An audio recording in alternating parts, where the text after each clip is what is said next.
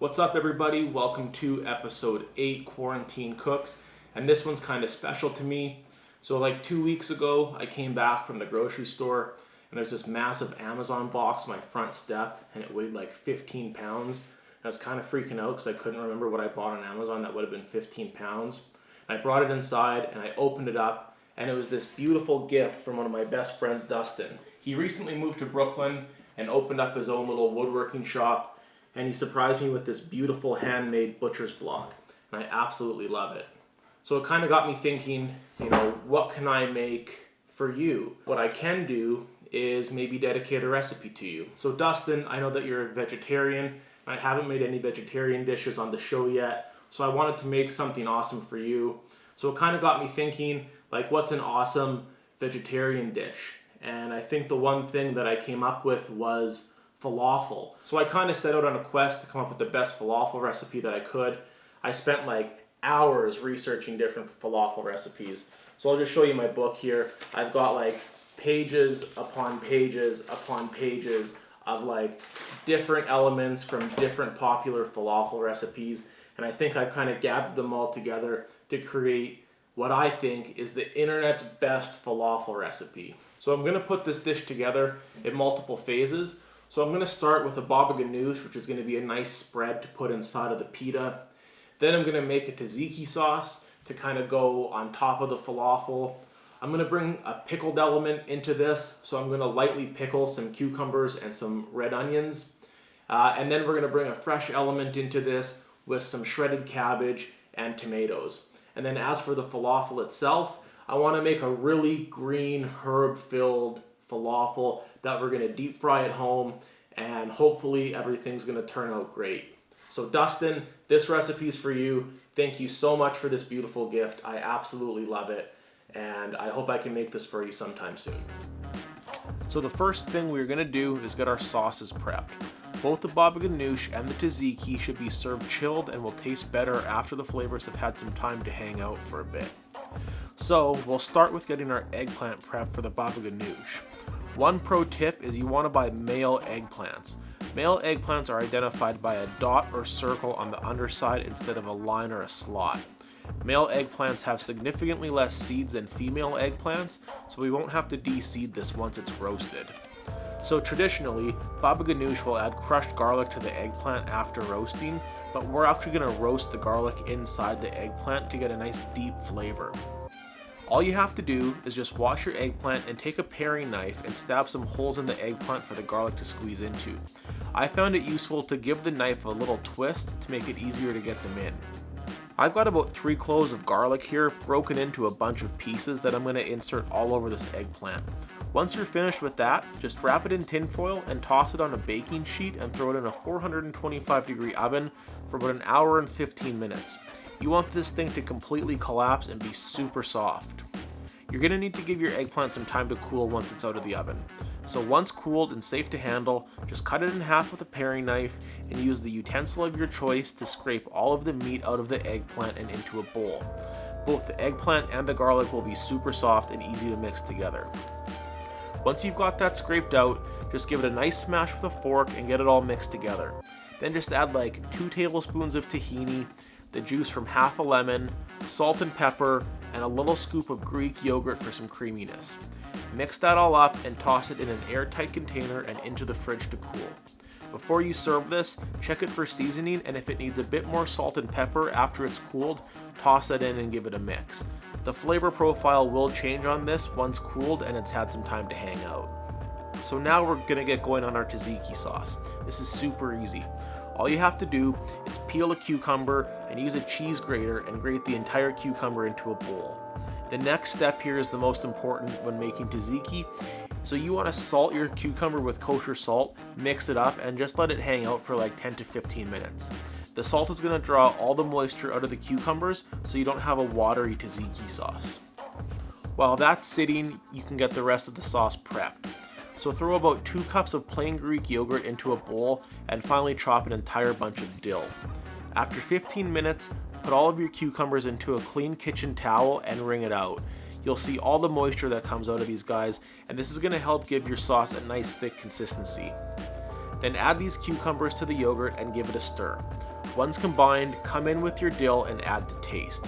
For 2 cups of yogurt and an entire cucumber, I ended up using the entire bunch of dill, but this is completely to taste. Then squeeze the juice of half a lemon into that and mix in your dill and lemon. Traditionally, tzatziki is made with white wine vinegar, so you can substitute the lemon juice for white wine vinegar to taste if you would prefer. Then just pick out a couple cloves of nice garlic. I'm using 3, and using a garlic crusher or a microplane, add the garlic to the sauce. I decided I wanted a bit more acidity to this sauce, so I ended up adding the juice from another half lemon, but this is completely to taste. You can add salt and pepper to taste here as well, but like the baba ganoush, the flavor profile of this sauce is going to change as it sits for a bit, so you can also add the salt and pepper right before serving if you prefer. Then transfer your sauce to an airtight container and toss it in the fridge. Now we're going to work on our quick pickle for a hit of acidity. This is super easy, so all I'm going to do is just slice a cucumber in half, then chop it up as thin as I can get it. The thinner you can get these slices, the more the vinegar is going to penetrate the vegetable. Then just take a red onion, cut it in half, and again, you want to slice this as thinly as you can get it. Then just break those pieces up and add them to your cucumbers, and I used a whole cucumber and half of a red onion. So I'm going to use a combination of vinegars here, so all you're going to do is just splash some vinegar over the vegetables to taste. I'm using white wine vinegar and apple cider vinegar, but you can use whatever you have on hand. White vinegar works great for this.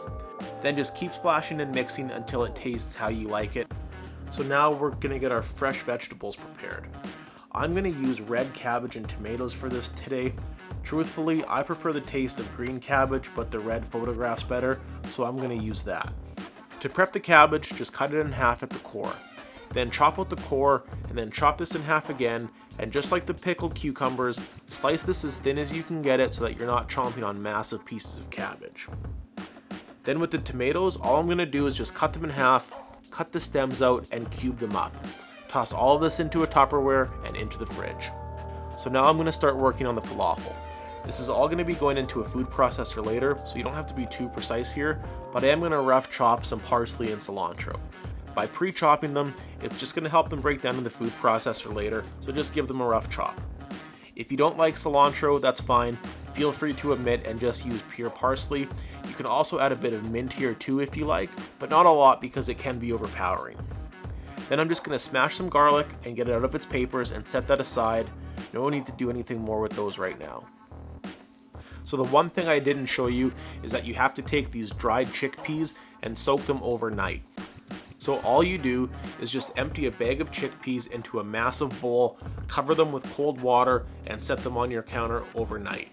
If I have to show you how to do that, honestly, you should probably just skip this recipe.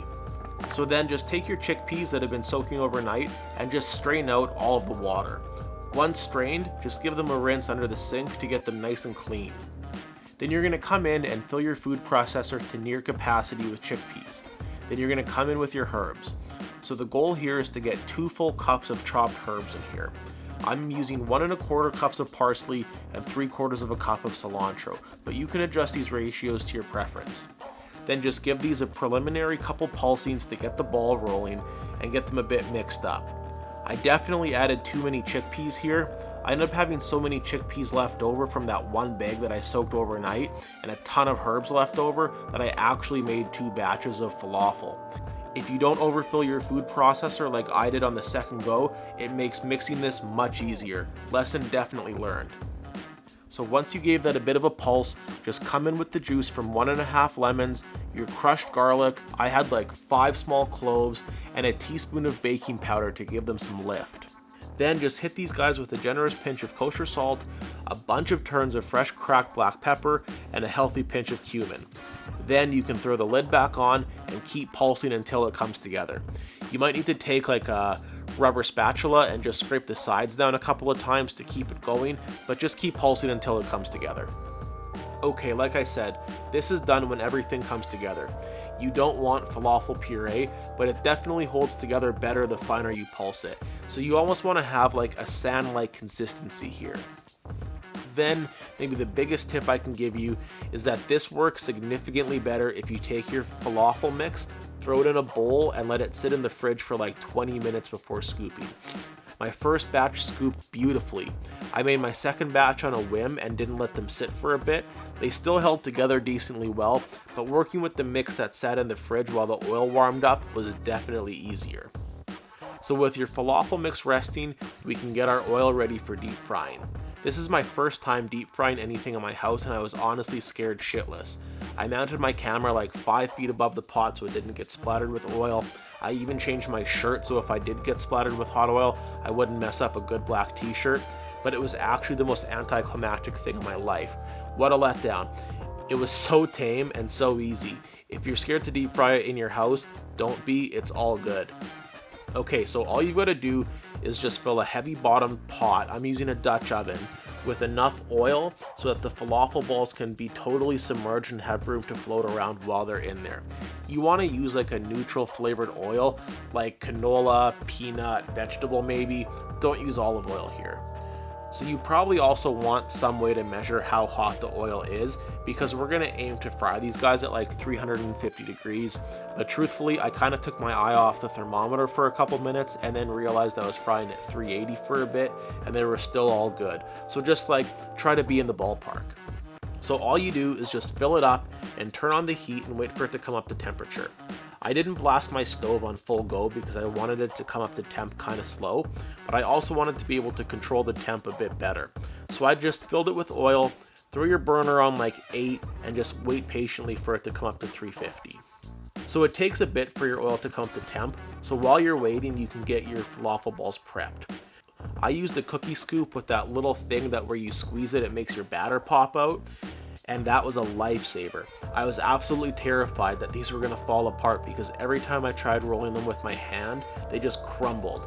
So if you use some kind of scoop, just trust me when I say that they will stay together when they hit the hot oil, even if they do feel a bit crumbly. So now that your balls are prepped and your oil is hot, all that's left to do is fry. Just use a spider or a slotted spoon to gently lower them into the pot one by one. I did like 4 to 5 balls at a time and they only need 5 minutes to cook. So give them like a minute and a half in the oil to set up, and then you can come in with your spider or spoon and kind of move them around a bit to make sure that they aren't sticking to each other. Honestly, maybe they don't stick to each other at all because none of mine did, but I kind of like playing in the hot oil when I realized that it wasn't as terrifying as I thought it was. So once they've been in there for like 5 minutes, pull them out onto a wire rack and immediately hit them with some kosher salt. The heat and the oil residue will help the salt adhere to the balls, so don't let them cool down before you salt them. And then that's it, it's time for assembly. So just take a pita, cut it in half, and open it up. I put a smear of baba ganoush on the bottom and a smear of tzatziki on the top. Threw in some pickled cucumbers and onions, tossed in a bit of shredded cabbage and fresh tomato, and then finished it off with a couple falafel balls. And honestly, let me tell you that this was fucking amazing. This is the only sandwich I've ever eaten where I haven't even missed meat a little bit. Dustin, I just wanted to say thank you again for your beautiful and thoughtful gift. This recipe is completely dedicated to you, and I cannot wait to cook for you again, my friend.